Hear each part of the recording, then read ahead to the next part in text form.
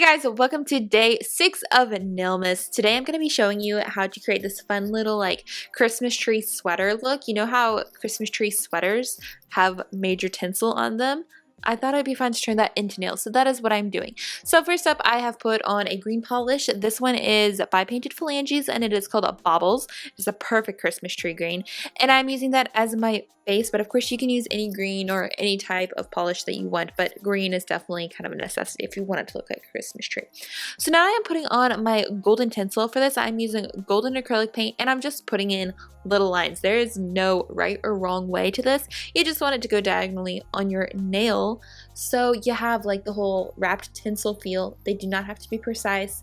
You kind of want it to not be precise so it does look more like tinsel.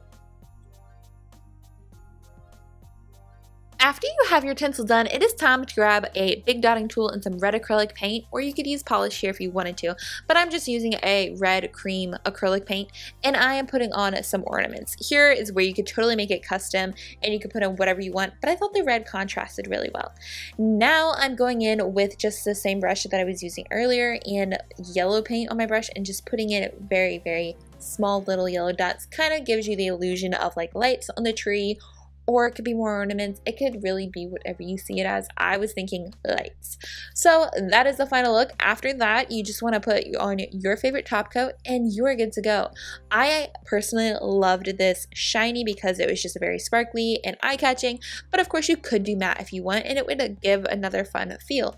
But there is one coat of top coat on all of my nails, and I just feel like this was a super fun design and super festive and Christmassy and fairly quick and easy actually. You really don't need many tools or many polishes at all.